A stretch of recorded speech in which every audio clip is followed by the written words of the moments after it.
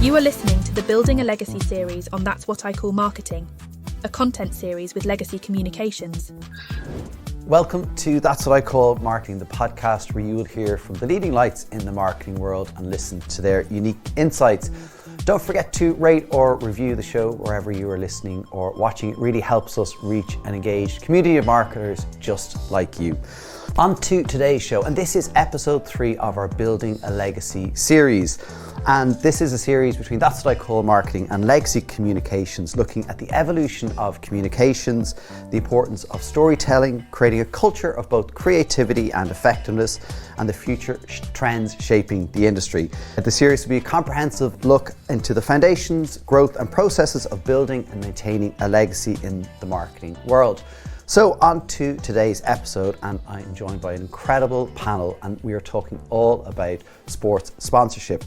First beside me is Amy O'Shaughnessy. Amy is head of brand at Energia Group. Energia is heavily invested in the world of rugby as the official energy partner of both the Irish Rugby Football Union and Leinster Rugby.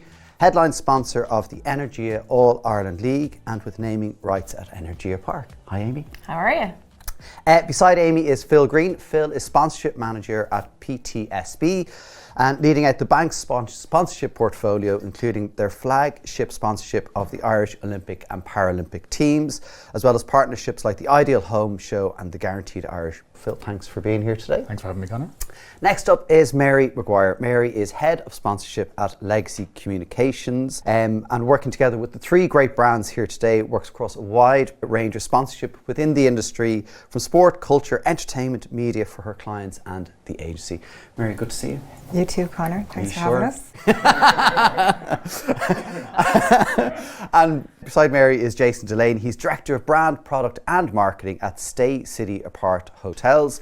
And they've most recently negotiated and led out on one of the most talked about sports sponsorships in Ireland, and that is with the Dublin GAA, which was signed on a 5-year deal in November of last year. Jason, good to have you here. Thank you, Connor. Delighted to be here. We'll have to explain in a few minutes a bit about some of the sports dynamic of this country, things like GAA, for people outside of Ireland who don't know. But Mary, I'll start with you just to give a bit of an overview of the sponsorship landscape in Ireland. Thanks, Connor. I suppose for a small island nation, we punch above our weight for sure. Annually, the sponsorship industry is worth around 220 million, which of course has dips and troughs over the last number of years, particularly with COVID and sport and entertainment taking a big hit. But we've come back strength and come back fighting, all guns blazing. There's plenty of opportunity and lots of brands getting involved in the market, which is good to see. I suppose the key thing to note from our side is brands are really taking their business challenges and using sponsorship as a marketing channel to look at their business challenges and problems and how they can use sponsorship to address that. And from our side within Legacy, what I've really noticed is within Legacy we started out as traditionally a PR agency, naturally coming from burning success with Dublin GAA a number of years ago now. The agency started out in the sponsorship world naturally from Bernard's career, and then Kev joined and onwards it grew, starting out in PR. But now I suppose over the last number of years we've really noticed the increased demand and integrated campaigns for sponsorship, and really looking at creativity and how we can bring that storytelling for a brand to life through sponsorship when the audiences are so passionate and excited about sport and entertainment. It's such a great vehicle to communicate a brand in a very different way. Well, does a great brand. But you mentioned, Mary, the business challenges, and I'm fascinated by that, the business challenges that sponsorships can answer. And I think everybody here today has probably a different business challenge that you faced and how sponsorships helping you address it. Amy, can I come to you first? And maybe, because you've been involved in rugby for a number of years, is it over 5 years or longer probably? 6 years in Leinster, and actually prior to that we dipped into the Pro 14 as it was final series in Dublin, which I think was around 2017. What was the business challenges in Energia that you were looking to overcome with sponsorships? Yeah, so I suppose we'd still see ourselves a little bit as a challenger brand in the energy market. We have really big, long established competitors. They have decades of brand equity and love and all of that. You have to try and find a way in, and it's always been challenging to do that. As Mary kind of said, the media landscape is changing and the marketing landscape is changing, and we all know the challenges now, even with advertising campaigns and the change in audiences and how they consume, and you don't have that big guaranteed TV audience for advertising that you always had. So look, Sport and sponsorship, I think, in some ways gives you a little bit of a shortcut, and you can gain this awareness and affinity by association with a sports organisation that people love or that they're very close to. But also we had done a big piece of research around a brand positioning job around 2018, I'd say, and what came out of it was that the one thing we needed to focus on was trust and how we build it. Okay. And so it came off the back of that as well. Yeah, it's just really interesting. I was thinking to the Scott Galloway episode he did with John Evans, talking about just that point about you don't have two channels anymore. And so that idea of putting an ad on and reaching 95% of an audience is just gone. But Phil, from your perspective then, you've done sponsorships before, but obviously then you've gone, let's call it big, on the sponsorship of Team Ireland at the Olympics. Can you tell me what was the business challenge that PTSB were facing? Yeah, so in the early part of 2021, there was a significant piece of work being done to reposition the business. It had been 20 years since we had done so, and we'd obviously come through a great degree of change out the far side of the financial crisis. The rebuilding of trust with our customers had to start with kind of product messaging and marketing for a large part in the period after the financial crash. So when it came to the early part of 2021, we knew it was time to refresh the brand and reposition it and make it modern and fit for purpose. And so while that work was going on, there was a great amount of insights being driven that really what our customers wanted was the technological solutions that a bank needs to have in 2024, but also that human touch and the idea that there was maybe that being lost in the financial services industry. And so humanity became a core tenet of the business repositioning, which eventually last year became Altogether More Human, our new brand promise. But in tandem with that repositioning work, we identified pretty quickly that if we wanted to activate that brand promise and we wanted to demonstrate it to people, that a really effective way of doing that was to appeal to them emotionally through sponsorship. And so the business challenge for us with what eventually became the Team Ireland sponsorship after a really deep market review was the idea that we wanted to leverage and activate our brand promise and show our humanity through sponsorship. So that was the business challenge for us. Okay, great. Jason, from your perspective, what was the business challenge you guys are overcoming? Yeah, for us, Conor, I suppose the Stay City story has been 20 years in the making. It originated back in 2004. We're a proud Irish company, specifically with our roots here in Dublin. Our first ever Stay City apartment was above Claddagh Records in Temple Bar. It was actually a former recording studio called STS Studios. It's where U2 had recorded some tracks. They did the track Desire there in 1988. Oh, wow.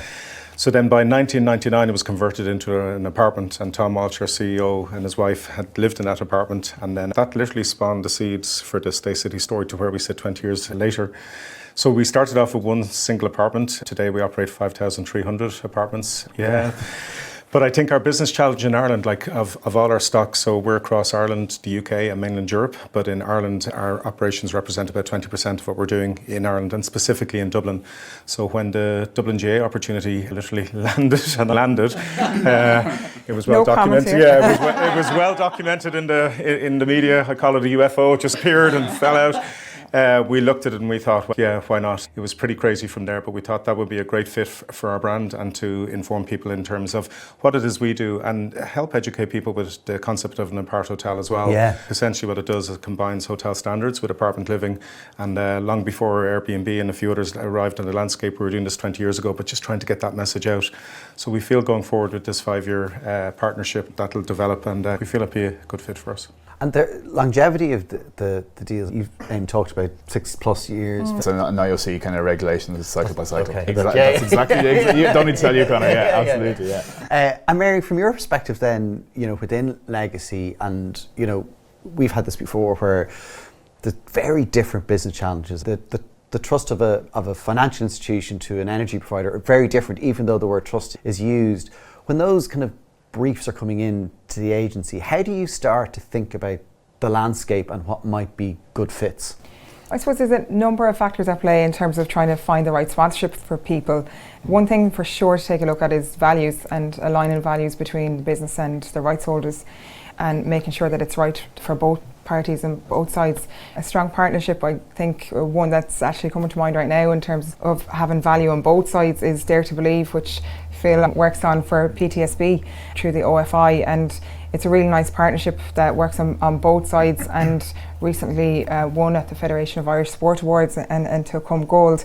But I suppose after values, it's cultural fit, and then looking at working with a brand to look at what business challenges they have and how they can meet those objectives via the rights holder. Yeah, it's because they're so different. And then does any sort of there's lots of internal things go on with sponsorships and partnerships, and I think there's a historical thing where it's, the CEO likes golf, therefore we do golf.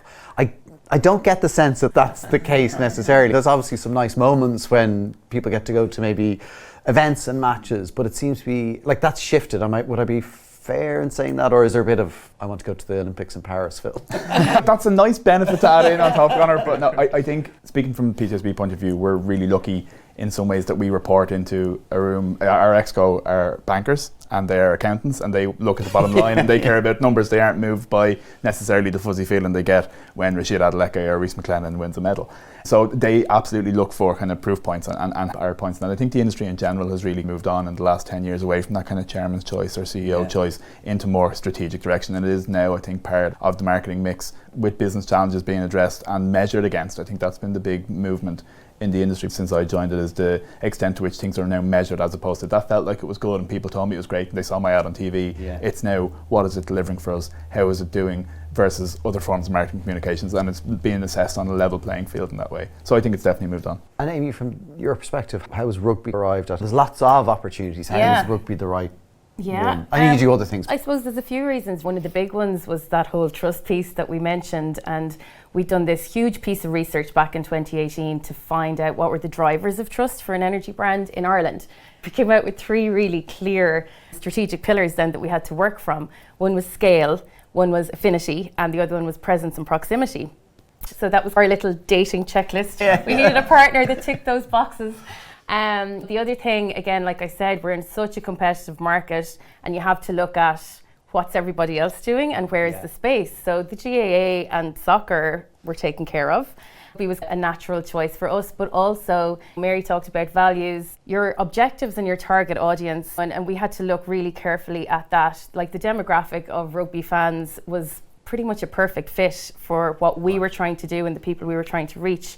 With the IRFU partnership, we're partners of the Irish team, but we also have the Energia AIL. So while you have the huge scale box ticked with the Irish team, you have that proximity and local level presence with the AIL, and then you have affinity across both. So it was just... Yeah, and AIL is like local rugby... The All-Ireland League, so it would be the highest level of club rugby in Ireland, and there's about 60 teams involved across 6 leagues, men and women's. For people who may not know. I think to add to Amy's point there is like back to rights holder and making sure it's the right partnership for a brand. Like for Energia, sustainability is naturally a key goal and brand purpose for them over the coming years.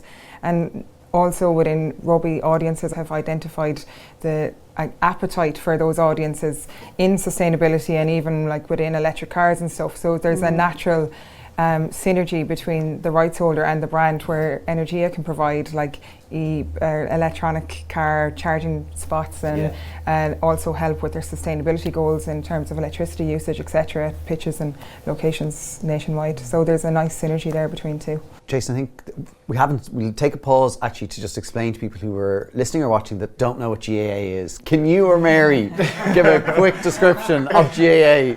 Good God, I think Mary might have the A to Z on the GAA. That said, Gaelic, obviously, it's the biggest sport in Ireland, of course. I was fortunate enough, I attended my first game. Believe it or not, it wasn't a Dublin game. It was the 1982 All-Ireland final between Kerry and Offaly. Offaly won the game. I think Kerry en route to, I'll be corrected on this now, was either 4 in a row or 5 in a row. But and only 5 in a row, and only stopped them initially in the last. Offaly scored a goal in the last minute of the game. So that was my first rub of the shoulders with Gaelic per se. And then in 1983, All-Ireland final again, I was lucky to get to see the Dubs for the first time. It was the famous game, the 12 Apostles. I think the weather was atrocious. I think Dublin had 3 men walk. I think Galway had 1 walk, and Dublin still came out on top, fortunately, with Gaelic. But what appealed to us with this particular sponsorship, and it was a pretty big deal for us, and to be fair to Dublin GA and Tomás Quinn, their commercial director, it was across all 4 codes, and that was important for us because in Stay City, in terms of our ESG strategy and things like that, inclusion is a big deal for us. So the 4 codes were a huge part of that. Yeah, it's been great. I'd be fairly well versed with a lot of the women's football. I've attended a lot since this season and from before, but it's a wonderful opportunity, and we're delighted to have that inclusion piece as well as part of the sponsorship. Yeah, which is an evolution. But Mary, GAA is probably one of the top. So it's Gaelic football, hurling. Ladies Gaelic, I suppose, it has a natural footprint across the whole country with clubs all over Ireland. I suppose me coming from Limerick, growing up in a country parish, your club comes from parish and it's that local community feel, and that's grassroots level throughout the country. There is a national governing body, and I suppose GAA is a little bit different than FAI and rugby, where it all comes under one rights holder, one body. Within GAA there's naturally pieces in each of the 32 counties, plus then you have your provincial level and then national level. So it's currently 3 with Camogie, LGFA and the GAA encompassing hurling and football. For those overseas viewers or listeners, definitely check it out on YouTube. It's entertaining to say the least. I swear they're not trying to kill each other. Most of the time. Yeah, most of the time. Within Dublin GAA County, it's a huge opportunity for Jason, and like Jason said, as a county, the way they sell their sponsorship as a rights holder is really admirable to ensure that all 4 codes are represented as one, and no other county does it, and it's really well done. Actually, I'm factually incorrect. Another county has done that in recent years, but the way Dublin executes that is fantastic. Yeah, no, it's the Paralympics and the Olympics is under the sponsorship, which is again, I think, an evolution of how Team Ireland have put that sponsorship together, and it obviously makes a lot of sense. Even the timing of the games, are they closer together, or there's a 2 weeks between the end of the Olympics and the start of the Paralympics, but it was very important to us that, similar to the exercise Amy and Energia went through, we kind of went through a very comprehensive review of what a set of criteria was for a sponsorship for PTSB, and one of those was absolutely something that was reflective of the community. So we're active in nearly 100 communities around the country with our branch network. It was very important to us that our sponsorship reflected what those communities looked like in the 2020s in Ireland, and that meant across gender, across ethnicities and across ability and disability. So it became quite apparent to us quite quickly that we absolutely wanted to work with both, and similar to Aidan's situation, we're working across multiple rights holders there, and that we're working with the OFI, the Olympic Federation, and Paralympics Ireland, which are still 2 distinct bodies, work very closely but still in parallel rather than totally in tandem. And we were delighted to be the first ever title sponsor to partner with both teams in a single cycle. So it was very important for us to be reflective for our customers and for our colleagues of what the communities look like that they live in. It was fundamental to us, and it's something we've been very happy to bring together and provide equal weighting to.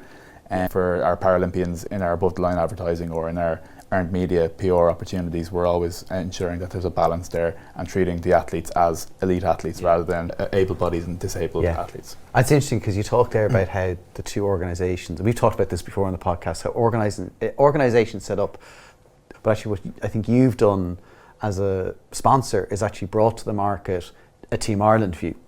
And I think that's been really great, because actually everything I've seen and I think we've seen has been about, this is Team Ireland and it's the summer of the Olympics for these athletes. So, exactly what you've just said.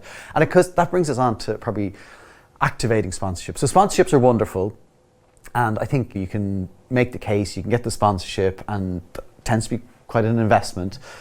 But that's not enough.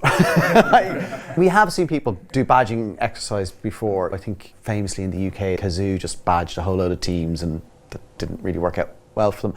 The activation of it is incredibly important and hard. Mary, that's something that you work a lot on, is going, okay, yes, deal is done. How do we think about the activation? How do you move to that stage of the partnership?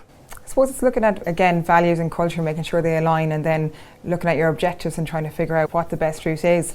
But I think we're in a phase of marketing at the moment where like cause related and ESG and inclusivity are top priorities for most brands across the board. And then it's looking at how do you actually align that, if that's the brand priority or whatever the brand priority is, to the brand purpose, and look at how you activate that to ensure you're benefiting both rights holders and the brand together to meet both their goals. It's definitely our favourite part, I think, within Legacy to work on. There's a whole pile of fun and a huge amount of energy that goes into it, and everyone gets really excited by it. Long may that last. Amy, how have you gone about activating your partnerships over the years? Oh God, there's been so much. We've had a lot of fun, to be fair. When you're a rugby fan, a sports fan, it's all the more fun. But you nearly have to think of a competitive set within sponsorship as well as your industry competitive set, because, and I'm sure you guys would be the same, like Irish rugby, everyone wants a piece of it. Yeah. There are many huge brands, and you have the likes of Guinness, of course, who have been there forever, and all of those associations. So we have to box a bit clever, and we have to try and think a bit differently. And again, it's that little plucky challenger brand in a way, trying to find our way through. The World Cup, for example, the Rugby World Cup last year, the whole country wanted to be involved in that. It was the most highly anticipated event. Everyone was so excited. There was such a buzz about the team. They were on a high.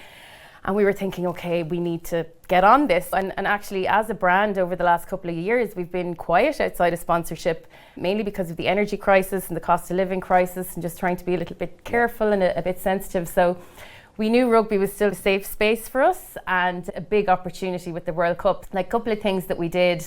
One was to go out really early with media. The tournament was starting in September, so lots of people were going out mid-August. We went out mid-July. It's cheaper. We had smaller budgets than some of the others, so we had to get out first. And then the other thing was the creative. And you guys will know from tournaments, the restrictions. Yeah. If you're not a tournament sponsor, if you're a sponsor of a team, what you can say, what you can't say, can't mention Rugby World Cup, can't say certain things about France and the game and whatever. So how are we gonna do this in a way that it's clear that we are a partner of Irish Rugby? So as it happened, we were developing a brand platform at the time, Think the Possibilities, and we hadn't actually launched it as a brand platform, but we were like, God, we have to get this out now. This is the only way. So we came up with this great idea where we painted a picture of Ireland in 2024 having won the Rugby World Cup and what would happen. So everything is being named after rugby players. So we have Ringrose Roundabout and O'Mahony Plaza and Gibson Park. That was my favourite. And all the babies are named after rugby players, with Kalins and Hugos and whatever. So it was quirky, it was a little bit different. We got out early, and you just have to think differently sometimes. It was great. I know Mahoney Plaza was something you could almost see. Yeah. I think that could happen. You make an interesting point about activating during, and Phil, that's something that you're going to get into. Sure. 44 days away from doing it. Okay. Not to date the recording. So how are you thinking about two sides of it? One is the pre-activation, and then how are you thinking about activating during the games without saying Paris 2024? Real solidarity with Amy there when she was talking about the restrictions of World Rugby, because we absolutely feel that same challenge when working with the OFI and PI around the international governing bodies. The Olympics and Paralympics are a distinct and different challenge from an annual calendar maybe that you have with rugby or GAA. We were very conscious that we were coming from a base of having not been involved in sports sponsorship since 2006 when we finished our sponsorship with the Irish Rugby team. So we had a lot of credibility and authenticity to build up.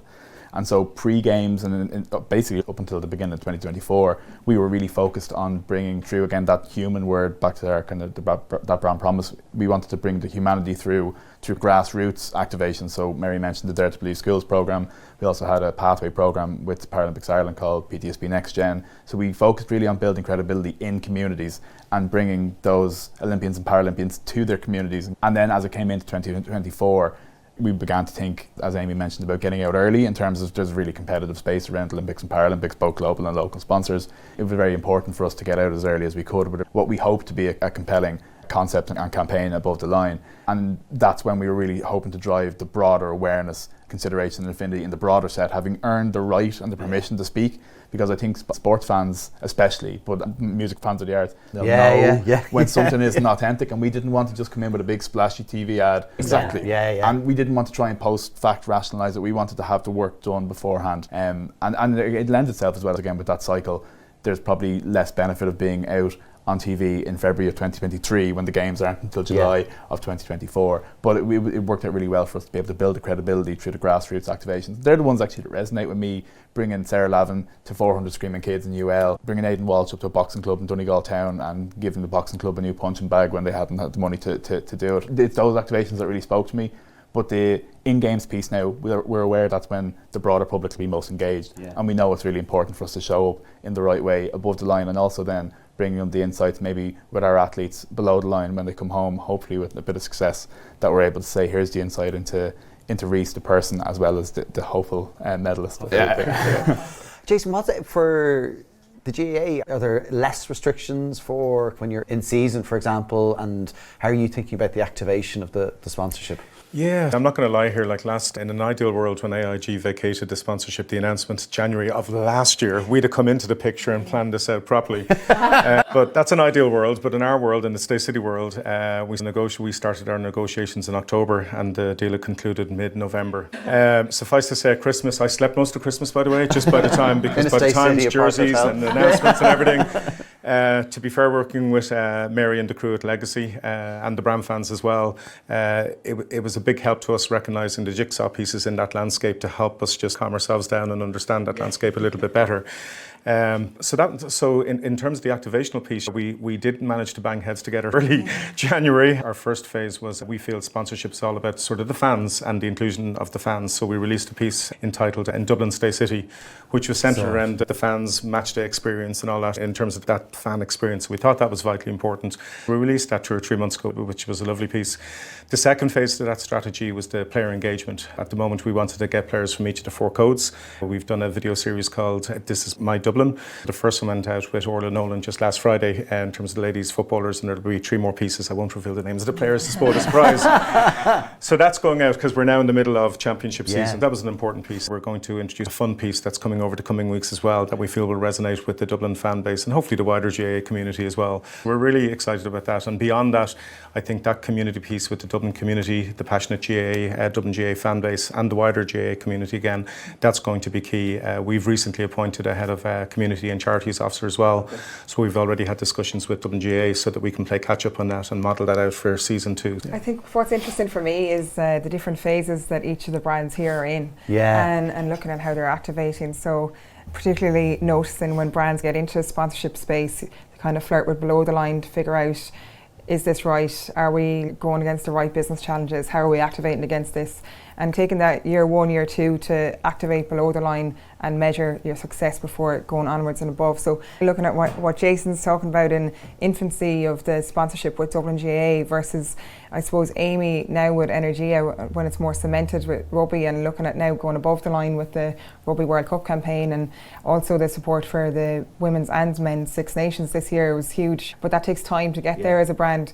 But then looking at Phil and the work they're doing in PTSB, it's a 4-year cycle. As he mentioned, it's coming with below the line first, and then you're building up towards games here that you don't have to hit the ground running with above the line straight away is probably the key thing there on investment. Yeah, dealing then with the rights holders, it can come with a lot of complexity, but I know the relationships are so key.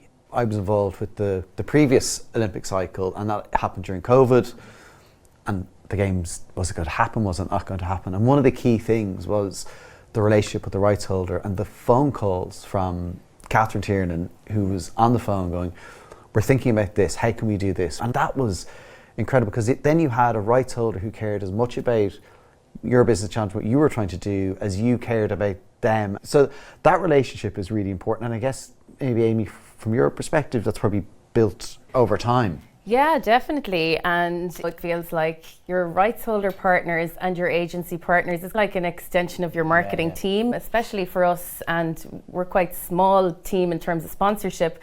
Lorna Danaher is our sponsorship manager. She really is the queen of all of the relationship building. The woman knows everyone in Dublin. And actually it's down to her, the relationships we have built over time.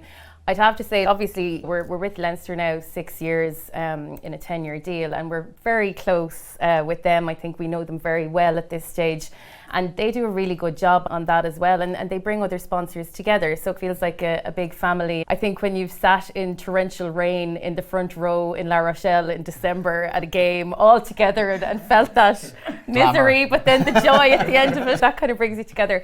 But it's the day-to-day and working really closely with the IRFU in particular. Such a huge organisation, and we have to understand their priorities and their pressures and their timelines.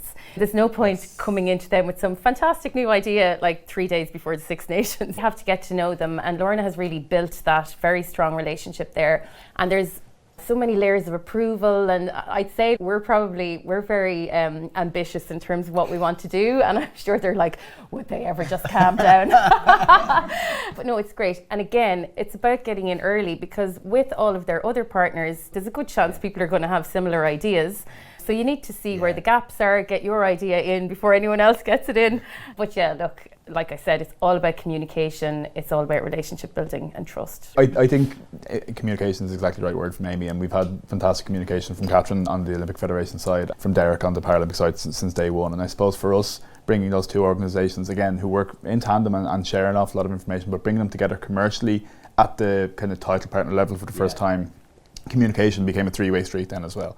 It became some sort of French roundabout, I think. It became a triangle, I suppose, that we all had to make sure that we were all comfortable with what each distinct people were doing. Our commitment, as I said, was to be totally balanced with what we did with Olympic athletes, Paralympic athletes, but to get comfortable with the idea that there were some programs that the Olympic Federation ran that the Paralympics didn't have an equivalent with, and vice versa. Nobody was going to get upset or hurt if we were activating things in a certain way once the general commitment and communication was there about it. And I know we touched on it already, but a big thing for us, I think, and something that's brought us very close to the Olympic Federation and the Paralympics Ireland has been that international oversight from the IOC and IPC, especially around our creative development. In that there was another 2 or 3 weeks added on when it had to go to the IOC, and we nearly developed the platform and the specifics, even down to changing outlines of copy collectively with the rights holder partners, because we knew that we needed their input to get it through the IOC. So I think that's probably brought us closer as well, in that they're trying to do as much as they can for us up the chain to the IOC to make sure that we can get as many of our ambitious ideas across as we want without shattering Rule 40. But I think that helps us bring closer together. But it is, I think Amy's totally right, it's all down to communication. It's getting things in both directions line of sight quite early. So if there's ideas that the rights holders have, they're trying to make things easier for us, that we all have enough time to work on it collectively together. But it's been a joy to work both organisations on our side, and I like to think we've helped them get a little closer as well. It's all, like, what's interesting is none of it's off the shelf anymore. In the days of sponsorship being, this is it, you get the badging, you get the this and this. This is all about how you activate it collectively, because I think the rights holders are getting to a point now where they realise that actually this is lifting their boat as well. So the day of kind of, this is what the package is, and you take it or you leave it, it is gone. Jason, you're at the start of the journey, I think, of Dublin GAA. So how are you building the rights holder relationship? Yeah, our rights holders at Dublin GAA, they've been an absolute pleasure to work with. Like, the support, it's pretty special for us. Tomás Quinn, he's the commercial director at Dublin GAA. Obviously, he's a well-decorated player for club and for county. So Tomás shows that sort of passion himself inside, those phone calls are just the easiest thing. You just pick up the phone and nothing is a problem. And then working with our agency partners like Legacy as well, that has been a huge support. I think Amy touched upon the word family, and I feel we'd visited Dublin GAA, the leadership team there, Tomás, and we were fortunate enough to meet the football squad not so long ago with Desi Farrell and the team. We're planning to meet the other squads as well. And that was such a humbling experience, because you could really sense that family feel amongst, like, it's a real open, lovely community, I have to say. And we're very fortunate in that regards. Our rights holders, like, nothing is a problem. Tomás Quinn, on the money, pick up the phone at any stage, and Mary, you'd probably back that up as well. Yeah. We're very much the rookies at this. Yeah. So it's great to have that sort of support and that sort of guidance and professionalism behind it as well to help us. Yeah, and it's where I think the agency expertise does really come in, because, again, I've experienced that where you have such deep expertise in sponsorships, Mary, but it's complicated across all the different... It is, but I suppose that, as the guys all touched on in different ways, it's all about relationships, and, like, Ireland's very small, and the chances are that someone within our team will know someone. Someone always knows someone and can pick up the phone, and then I suppose that makes the likes of a GAA sponsorship, or like our Dublin GAA sponsorship, much easier to activate and get approvals from overseas. Yeah. So it's like the governing bodies, whether it be Six Nations or Rugby World Cup or the IOC, etc., there isn't those complications with GAA, so that makes it naturally a little bit easier, because there's always a relationship with some rights holder somewhere in Ireland. And actually, there are times where, in order to preserve that really good relationship between the brand and the rights holder, you might need the agency to step in and be a bit of a bad cop every now and again.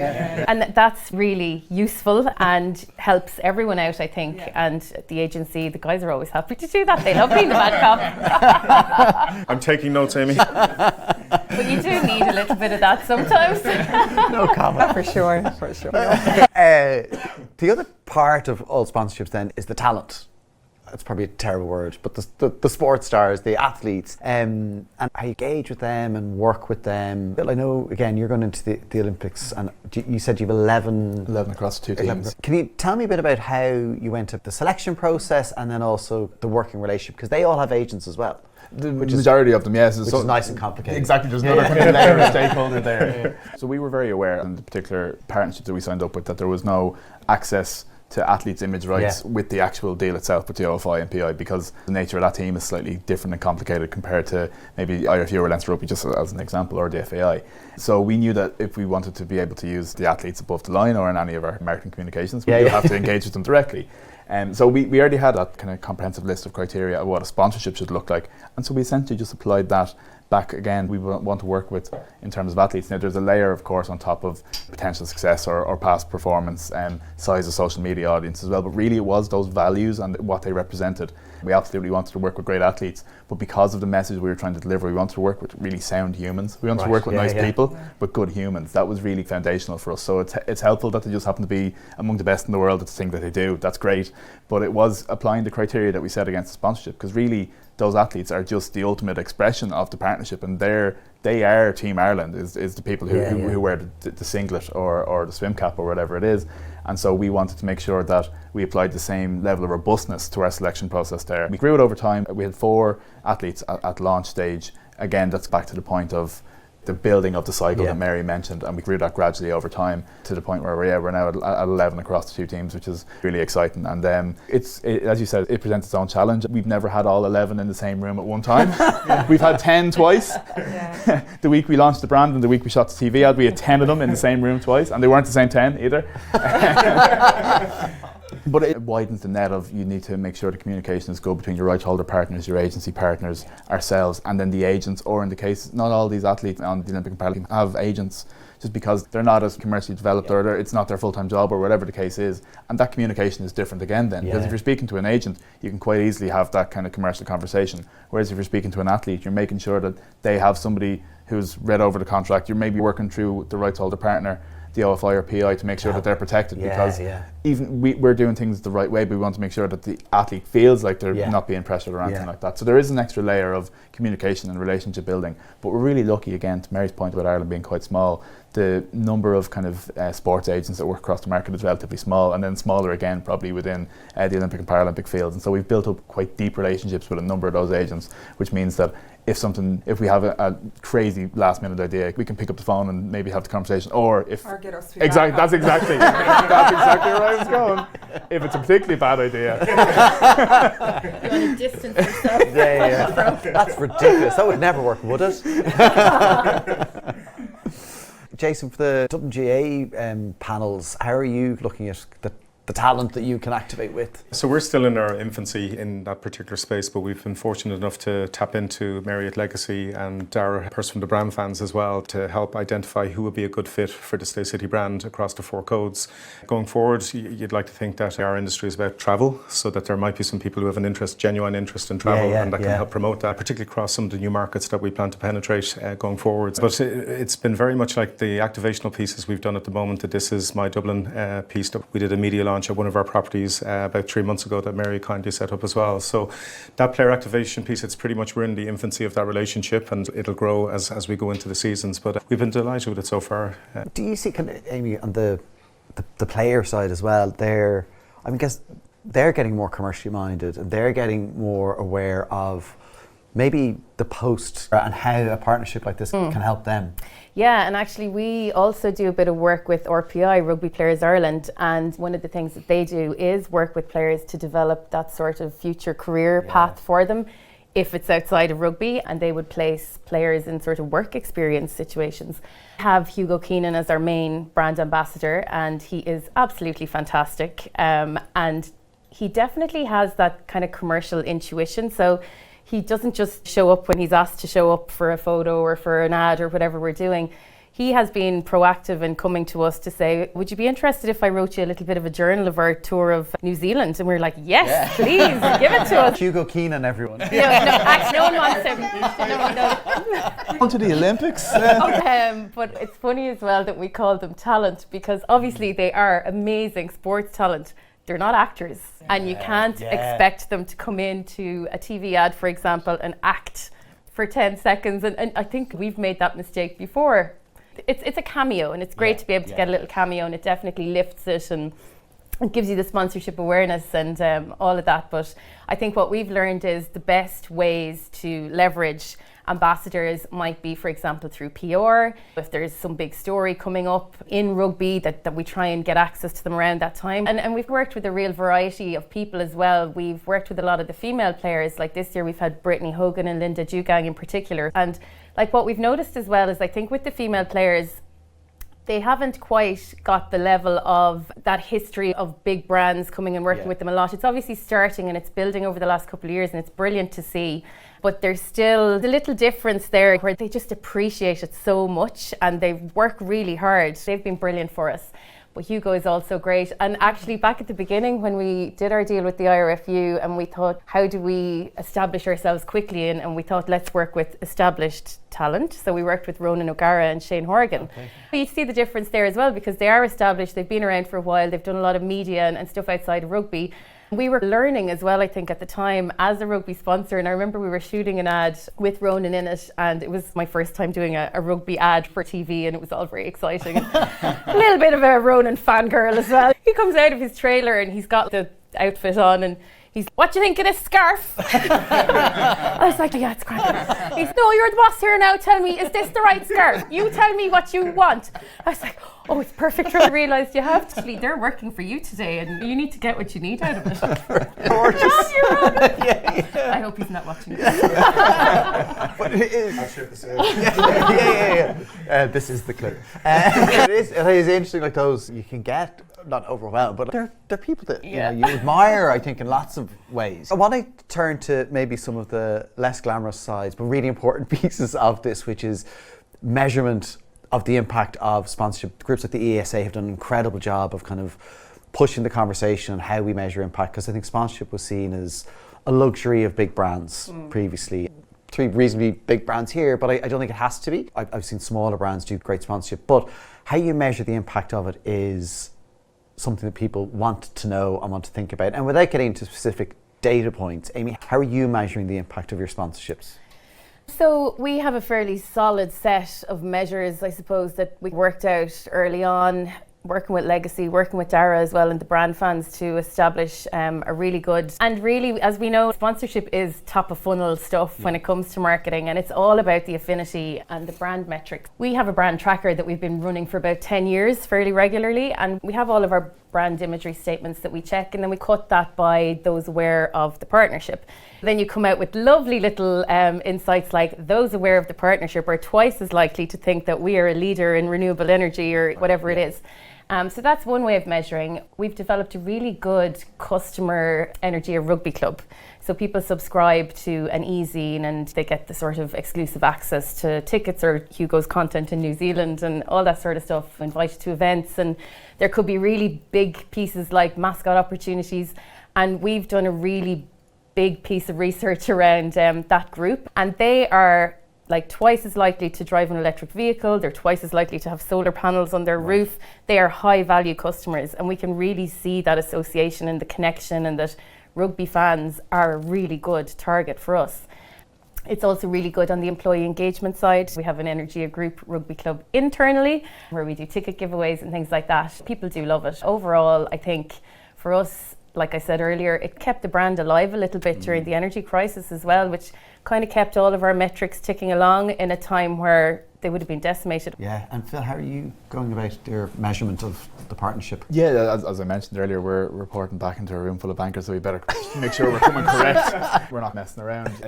Much in the same way as Amy, we're measuring very heavily on our brand metrics. And as I said, the business challenge at the start that we identified for sponsorship was that activation and elevation of our new brand promise. And so from the launch of that brand promise and beforehand in our brand tracker, we've integrated the sponsorship questions much in the same way that Amy has done, and we're seeing really good uplifts in our kind of brand awareness, which is amazing considering we've had a pretty heavyweight brand campaign on its own, but among people aware of the sponsorship, we're seeing a further boost there, which is amazing. And the consideration and affinity numbers are moving quite nicely as well, which is really what you're hoping to shift with sponsorship, and that emotional resonance and that mental availability that it drives. Key for us, similar to Amy, is that employee engagement. We've got nearly 3,500 staff across the country, and that's a really important cohort for us. First of all, as advocates for the sponsorship, when people walk into a branch on a Tuesday morning and they're talking to somebody behind the desk, if that person passionately cares about sponsorship, that's great for us because that's a free channel of promotion. But also in terms of how they feel about PTSB as a company, and so we've applied the same level of robustness to our colleague tracking as we have done to our customer tracking, and that's really important to us. So we're seeing really strong figures of increasing levels of pride for working for PTSB as a result of the sponsorship, which is amazing. And then lastly, I suppose we were aware when we were building out our campaign and our platform, the human behind the athlete, that we wanted to make something that was engaging for people, because for the rights holder, and I've spoken about it a couple of times for the Olympics and Paralympics, the window is relatively short to actually make the most noise when possible. And just thought we launched our TV ad for the first time in Q1 of this year, and we've seen some really encouraging figures around the kind of levels of engagement and the perception of interest. What we want to do when we're trying to tick our brand metrics and tick our colleague metrics, we also want to make sure we're doing a job for the rights holders as well and driving interest there. But it's really important for us to keep an eye on that and see how engaging our campaign is and our activation is to drive interest in the Olympics and Paralympics as well. Are you starting to think about establishing the metrics? Yeah, so we over the 20 years, we've used certain PR and media monitoring tools and things like that to gauge our brand sentiment, brand exposure and things like that. I did make the point that only 20% of our operations are actually in Ireland. But beyond that, I think the bigger piece for us we wanted to achieve was that education piece about apart hotels. Because that concept, we're very much seen as a bit of a disruptor in terms of the hotel accommodation sort of sector, that we offer a little bit more than a standard hotel room, and it's trying to educate that piece out so that people understand it. But typically, like, our brand awareness is going to be a big piece. The brand sentiment is another one. The overall sponsorship and the activation piece as well. And I think the big attraction with that for us will be the whole local community piece in Dublin as well. And I'm really excited about what's to come out of that. I think that's going to be a pretty big piece for us as well. I think Philip mentioned about that employee engagement piece, and Amy had mentioned it as well. That's like when this sponsorship was announced, you could just sense it the next day. We had hoped the story wouldn't break until the launch that day. It got out, I think, at midnight just before. But a lot of people were asleep in their beds, didn't know. I was the first one in the car. I'm trying to get to the office and saying, my God, but half of them mustn't have had their caffeine injections. They didn't hear it. So then I took to the floor to let them all know. But the buzz and that sense, that real sense of like energy and excitement, it was overwhelming. And that piece as well, the employee engagement piece going forward, we put out a lot of tickets as well, internally as well. It's just people that are trying to, we have a lot of staff who work for us from overseas. They would never have known what the GA is. They've been going to the games, and they come back and they go, my God, the Brazilians thought there was just football in the world. Next thing they see, these ladies with the sticks to camogie, and they go, this is great crack. So it's fantastic from that side of it. We'll have our metrics out pretty much at the end of championship season, and that'll be good learning curves to take us into year 2 and beyond. Go on. Sorry, I think the guys all mentioned like brand trackers built on association, awareness, affinity, etc. But I think the key thing with sponsorship is that the door is already half open with your target audience, because people are so passionate about sport or entertainment or whatever you're sponsoring that they have an appetite to engage with it already. So it's how you use that emotion that they're feeling to build on that connection, gain some resonance with the brand. One, I'm bringing it back to the client now, but one we did last year was with Leia Healthcare, and they sponsored Johnny Sexton around the Rugby World Cup, and the challenge was meeting the piece that we didn't sponsor the Rugby World Cup, Leia don't sponsor the IRFU, and it's how we build association with Johnny Sexton as a brand ambassador for Leia Healthcare. And we did it through a content series that went out on social and digital platforms over a number of weeks throughout the Rugby World Cup. As it went out over that, and like to see the awareness scores and the measurement off the back of that was absolutely incredible. It was worth it, you know. Just different routes in. It opens up a whole different way of communicating, and again, we've talked about the trust element and just how it can humanise a brand with the swag as well. Looks Just great. say that again for my CEO. I had to convince him to go. We have it in my house. Yeah, we do. Amy, I'm impressed. But to that point of kind of making the case to the C-suite around, as Johnny Cal said to me, it's not an amorphous blob. The C-suite, they're individuals, they're people. But for people listening, watching this, like, I'm passionate about sponsorship. It doesn't have to be sports, it can be arts, entertainment, whatever it is. How do you go about starting the conversation? Amy, what would your advice be to people? I suppose it's touching on some of the things we've discussed already, the impact it can have, and case studies are really good, and they're brilliant resources to have. So agencies like Legacy, ESA, the European Sponsorship Association, recently launched ESSA Ireland, and their website has loads of great case studies and resources. The likes of Sport for Business run great events where you get showcases of what others have done, and also you can get ideas for new, smaller rights holders coming through. But it's all about data, and you're talking to your room full of bankers and accountants. I think we all have that, where you just have to make a business case. It's as simple as that. But I think we've come to the stage now where evaluation has gotten so much better. You can see a really clear ROI based on all your metrics. And you can really build a case. But look, you have to have the numbers. If the numbers don't stack up, if it doesn't align to your objectives, your values, it has to.